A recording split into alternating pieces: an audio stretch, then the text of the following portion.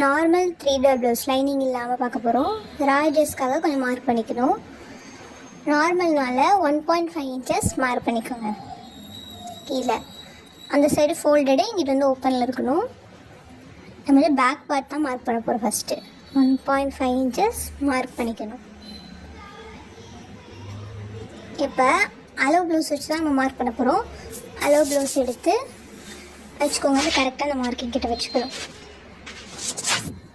ஃபோல்டரில் எடுத்துக்கிட்ட சென்டர், ப்ளவுஸோட சென்டர் வர மாதிரி வச்சு கரெக்டாக அந்த லைன் கிட்ட வைக்கணும். இழுக்காமல் நார்மலாக வைங்க, இழுக்கக்கூடாது. இழுக்காமல் வச்சுட்டு இப்போ மார்க் பண்ணணும். நெக்கை எங்கே கரெக்டாக முடியுதோ அந்த இடத்துலேருந்து ஒரு 1/2 இன்ச் எக்ஸ்ட்ரா வச்சு மார்க் பண்ணிக்கணும். அதே மாதிரியே ஷோல்டர்கிட்டே வந்துட்டு நார்மலாக ஒரு ப்ரெஸ் கொடுத்துட்டு ஷோல்டரோட 1/2 இன்ச் எக்ஸ்ட்ரா வச்சுக்கணும், மார்க் பண்ணிக்கணும். இதெல்லாம் ஜாயினிங்காக. அதே மாதிரி சைடும் இழுக்க வேண்டாம், நார்மலாக வச்சுக்கணும். ரெடி ஷோல்டருக்காக அந்த ஸ்டார்டிங்கில் ஒரு மார்க் கொடுத்துட்டு 1/2 இன்ச் எக்ஸ்ட்ரா கொடுக்கணும். இது ஜாயினிங் இடத்துல அந்த ஜாயினிங் லைன் தெரியல, அதை விட ஒரு 1/2 இன்ச் எக்ஸ்ட்ரா வச்சு ஒரு மார்க் கொடுக்கணும். சைடு மட்டும் அதே அளவு கொடுக்கணும். அந்த ஆர்ம் ஹோல் ஸ்டிச் பண்ண அந்த மார்க்கெட்டில் அந்த இடத்துல கரெக்டான லைனில் ஒரு மார்க் கொடுத்துட்டு சைடு எண்ட் இடத்துல ஒரு மார்க் கொடுக்கணும், எல் ஷேப்பில். இப்போ அந்த ஷோல்டரை கொண்டு போய் நம்ம மார்க் பண்ணியிருக்கோம்ல 1/2 இன்ச் எக்ஸ்ட்ரா, அந்த இடத்துல வைக்கணும். மார்க் அட்டாச்சிட்டு இந்த இடத்துல நம்ம கரெக்டாக தான் மார்க் பண்ணியிருக்கோம். சைடில் அதே மார்க்கை கரெக்டாக வச்சுக்கணும். 2 ஸ்டிச் மார்க்கு கரெக்டாக வச்சுட்டு இப்போ ஃபோல்ட் பண்ணி நம்ம மார்க் பண்ணணும். அப்படியே கொஞ்சம் கொஞ்சமாக ஃபோல்ட் பண்ணி எங்கே அந்த ஸ்டிச் லைன் தெரியுதோ அந்த இடத்துல கரெக்டாக ஒரு மார்க் கொடுத்துக்கணும். இப்போ அப்படி ப்ளவுஸ் எடுத்துகிட்டு எல்லாத்தையும் ஜாயின் பண்ண போகிறோம். நெக் ஃபஸ்ட்டு ஜாயின் பண்ணிக்கலாம்.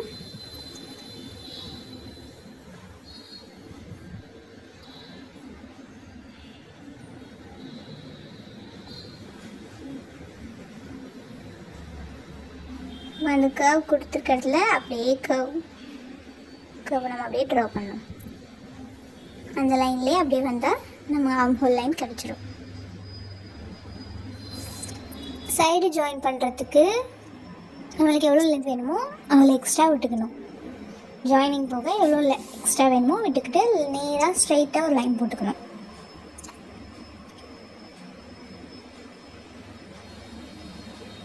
இப்போ வேஸ்ட் செக் பண்ணுறதுக்கு ப்ளவுஸ் எடுத்துகிட்டு வேஸ்ட் கரெக்டாக வச்சு பாருங்கள். நம்மளுக்கு வந்து எக்ஸ்ட்ரா கொஞ்சம் தான் இருக்குது, நம்ம டாட் பிடிச்சி எக்ஸ்ட்ரா வரதுக்கு கரெக்டாக இருக்கும். இப்போ நெக்குக்கு கர்வ் கொடுத்துக்கிறோம். இப்போ ஃபுல்லாக கட் பண்ணணும்.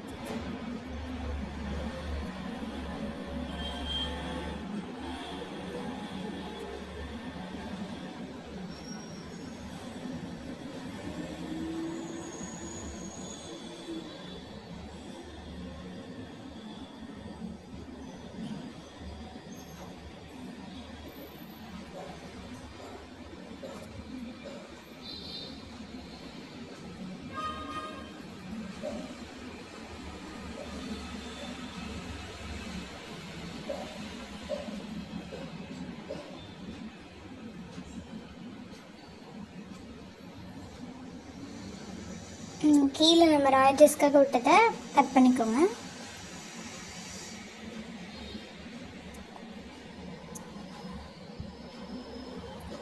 இப்போ நம்ம இந்த ஸ்டிச்சுக்காக மார்க் பண்ணியிருக்க லைனை ஒரு மார்க் பண்ணி வச்சுக்கோங்க.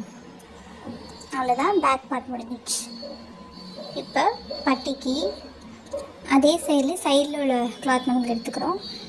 இப்போ இது வந்து பட்டன் பார்ட் வருது. இது வந்து நூலோட பார்ட் உங்கள் ப்ளவுஸோட இதை வச்சு எவ்வளோ லென்த் வருதோ அதை விட ஒரு 1/2 இன்ச் எக்ஸ்ட்ரா வச்சு மார்க் பண்ணிக்கோங்க. இப்போ ஹைட் வந்து அந்த நூல் இருக்குல்ல அந்த சைடு எவ்வளோ ஹைட் வருதுன்னு பார்த்து அதை கரெக்டாக மார்க் பண்ணிக்கோங்க.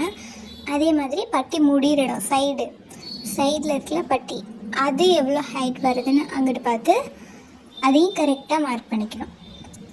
இப்போ அதிலேருந்து ஒரு 1 இன்ச் எக்ஸ்ட்ரா கொடுக்கணும். கீழே ஒரு ஸ்டிச்சிங்க்கும் மேலே ஜாயின் பண்ணுறதுக்கு ஸ்டிச்சிங்க்கும் 1 இன்ச் எக்ஸ்ட்ரா மார்க் பண்ணிக்கணும். இங்கிட்டும் இப்போ இது ஒரு பாக்ஸ் மாதிரி ஜாயின் பண்ணி வச்சுக்கணும்.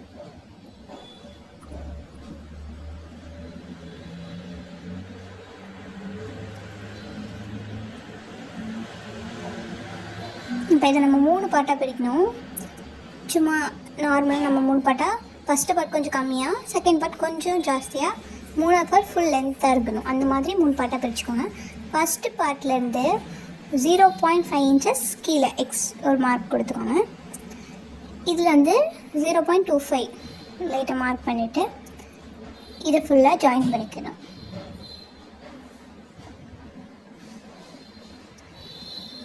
அப்படியே அந்த ஜாயின் பண்ணிக்கிறேன். அப்படியே அதோட கர்வ் அப்படியே முடிகிற மாதிரி ஜாயின் பண்ணிக்கணும். இப்போ கட் பண்ணிடணும். இதுதான் பட்டி பார்ட்.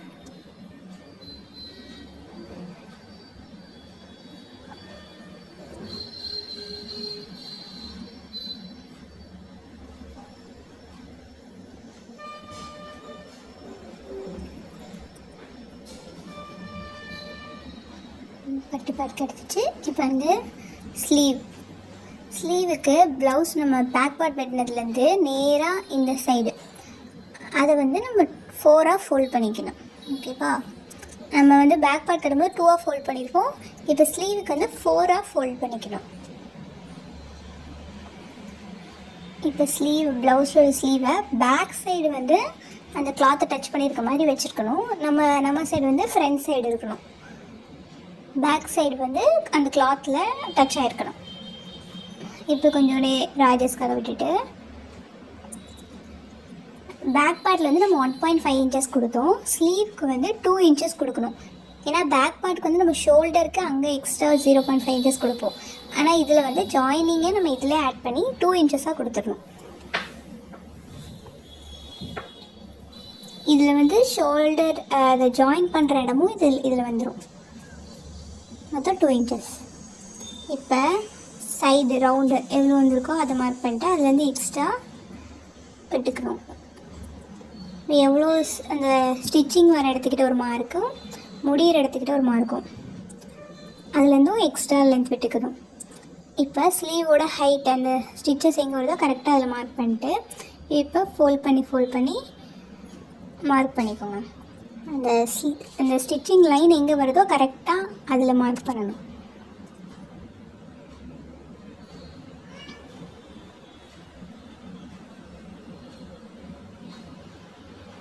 இப்போ அந்த கர்வ் அப்படியே கொடுத்துக்கணும்.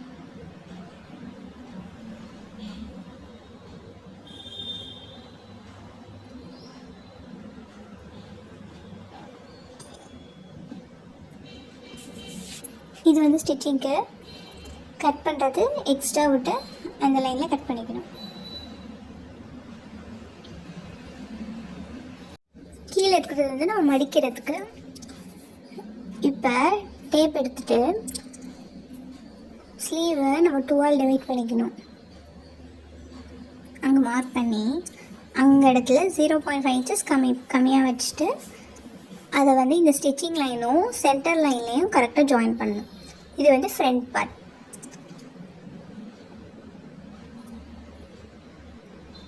இப்போ கட் பண்ணணும். பேக் பார்ட்டில் உள்ளது மட்டும் ஃபஸ்ட்டு நம்ம ஒரு லைன் போட்டிருக்கோம்ல அந்த லைனை தான் கட் பண்ணணும். ஃப்ரண்ட் பார்ட்டுக்கு நம்ம அதை ஃபோல்டு பண்ணிக்கிறது எடுத்துகிட்டு தான் கட் பண்ணணும். ஃபஸ்ட்டு பேக் பார்ட் மட்டும் கட் பண்ணிக்கோங்க.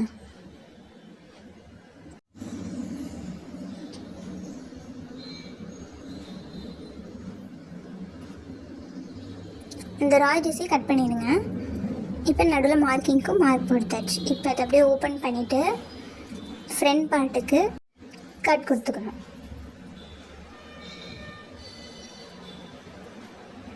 இப்போ இது ஃப்ரண்ட் பார்ட், அங்கிட்ட உள்ள பேக் பார்ட்.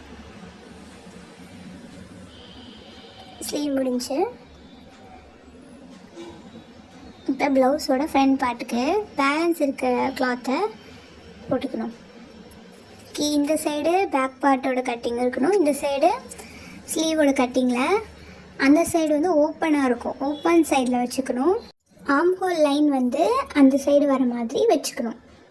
ஓப்பன் சைடு எல்லா சைடும் கரெக்டாக கிளாத் இருக்கான்னு பார்த்துக்கணும். கீழே மட்டும் கிளாத் வந்து கொஞ்சம் கம்மியாக தான் இருக்கும். அது வந்து நம்ம சைடில் கொஞ்சம் கட் பண்ணிடுவோம், அது பிரச்சனை இல்லை. மிச்சம் எல்லா சைடும் கிளாத் கரெக்டாக இருக்கணும். இப்போ சென்டர் பார்ட் இதை வந்து நம்ம கரெக்டாக மார்க் பண்ணிக்கணும். அதே மாதிரியே இந்த சைடும் ப்ளவுஸ் முடிகிற பார்ட் இதையும் கரெக்டாக பேக் பார்ட் நம்ம என்ன அளவு வச்சுருக்கோமோ அதே அளவு தான். இப்போ ஷோல்டர் எவ்வளோ இருக்கோ அதுவும் கரெக்டாக அதே அளவு. நெக்குக்கு கொஞ்சம் மட்டும் கொடுத்துக்கணும், கொஞ்சம் மட்டும் மார்க் பண்ணி வச்சுக்கோங்க. இப்போ ஆர்ம் ஹோல் வந்து பேக் ஸ்லீவ் எவ்வளோ இருக்கோ அதை விட ஒரு 1/2 இன்ச் எக்ஸ்ட்ரா வச்சு அதே கர்வ்லேயே கொடுத்துக்கணும். பேக் ஸ்லீவோட ஒரு 1/2 இன்ச் எக்ஸ்ட்ரா இருக்கணும். இதோட அவ்வளோதான், பேக் பார்ட்டை எடுத்துடணும். இப்போ ப்ளவுஸ் எடுத்துக்கணும். கொக்கி எந்த சைடு இருக்குமோ அந்த பார்ட்டை எடுத்துக்கோங்க. நான் இன்னொரு பட்டன்ன்றனால ஹோல் இது வந்து எடுத்துருப்பேன். நீங்கள் வந்து கொக்கி எந்த சைடு இருக்கோ அந்த சைடை ஃப்ரண்ட் பார்ட்டை எடுத்துகிட்டு ஸ்டிச்சிங்கோட இதை விட ஒரு 1/2 இன்ச் எக்ஸ்ட்ரா இருக்கணும் அந்த லைனை. அதில் வச்சுட்டு இதை வந்து இழுத்து செகண்ட் கொக்கியை வந்து பிடிச்சி இழுத்து வச்சிங்கன்னா உங்களுக்கு கர்வ் கரெக்டாக வரும். ஓகேவா? செகண்ட் இதை பிடிச்சி கரெக்டாக அந்த லைனில் வைக்கணும். அங்கே வந்து ஸ்டிச்சிங்கை விட ஒரு 1/2 இன்ச் எக்ஸ்ட்ரா இடத்துல வைக்கணும். இது வந்து செகண்ட் கொக்கி வைக்கணும். இப்போ ஒரு கர்வ் உங்களுக்கு கரெக்டாக கிடைக்கும். இதுதான் நெக் கர்வ். இப்போ டாட் மார்க் பண்ண போகிறோம். ஃப்ரண்ட் பார்ட்டில் ஏதாவது ஒரு பார்ட் எடுத்துகிட்டு ஷோல்டர் கிட்ட சென்டராக மடிச்சுக்கணும். இப்போ இதுலேயும் இந்த ஷோல்டரை சென்டர் பார்ட்டில் வச்சுக்கணும். ஓகேவா?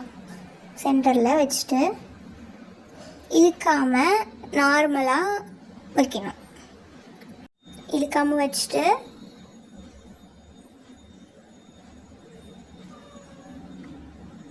அதில் வந்து மடிச்சிருக்க அந்த டாட்டில் அதை வந்து ஓப்பன் பண்ணி விட்டிங்கன்னா ஃபுல் லென்த் வந்து கிடச்சிரும். ஷோல்டர் டு லோவர் செஸ்ட்டோட லென்த் இது கரெக்டாக மார்க் பண்ணிக்கோங்க. இப்போ அந்த லைன்லேருந்து ஸ்ட்ரெயிட்டாக ஒரு லைன் போட்டுக்கணும்.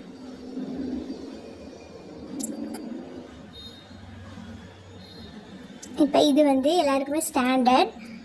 இந்த சென்டரில் வச்சு 1.5 இன்ச்சஸ் வந்து மார்க் பண்ணிக்கோங்க. இப்போ இது கீழே வச்சுட்டு 3 இன்ச்சஸ்க்கு ஒரு மார்க்கிங்கும் 2.5 இன்ச்சஸ்க்கு ஒரு மார்க்கிங்கும்.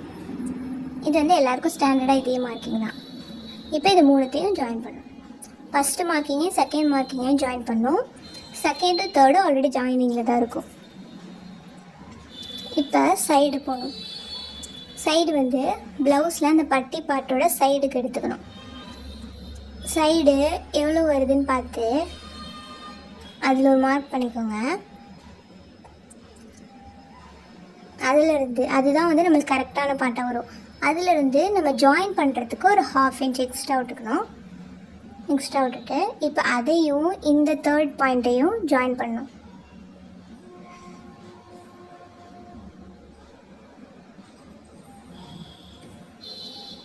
இப்போ ஃபுல்லாக கட் பண்ணிடணும்.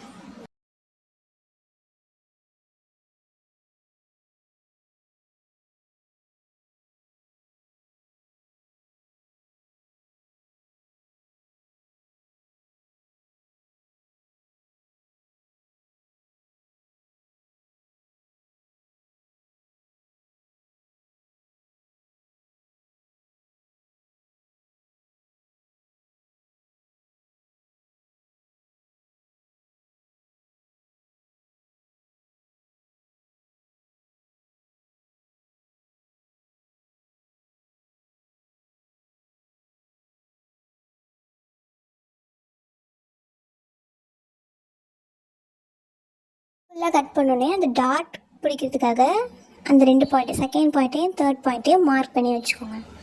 இது ஸ்டிச் பண்ணும்போது யூஸ் ஆகும்.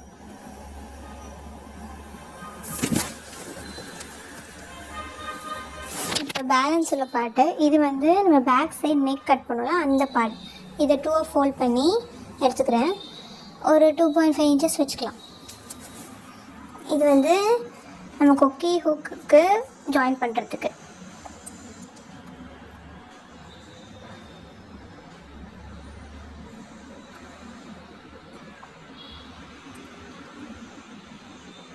இது ஒரு பார்ட் வந்து கொக்கிக்கும், ஒரு பாயிண்ட் வந்து நூலுக்கும்.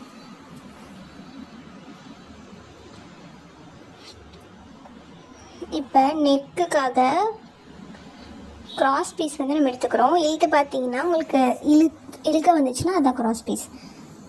இது வந்து ஒரு 2 இன்ச்சஸ் 1.5 இன்ச்சஸ் கிட்ட எடுத்துக்கலாம். இது பேலன்ஸ் இருக்க பார்ட் எல்லாத்துலேயும் 2-3 பீஸ் கட் பண்ணி வச்சுக்கோங்க.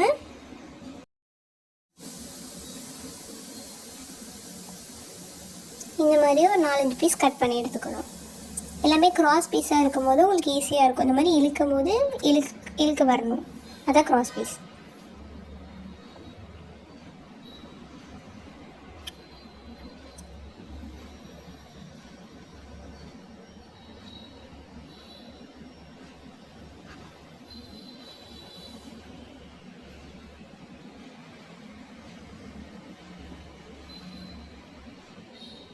உங்களுக்கு இப்படி நேராக வெட்ட வரலன்னா நீங்கள் ஸ்கேல் வச்சு கூட வெட்டிக்கலாம்.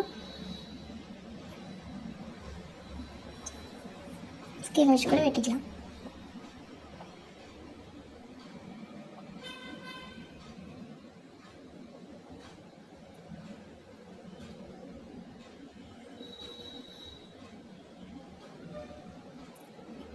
இது எல்லாத்தையும் தனியாக வச்சுக்கோங்க, அப்புறம் மிஸ் ஆகிடும். அவ்வளோதான், கட்டிங் முடிஞ்சிருச்சு.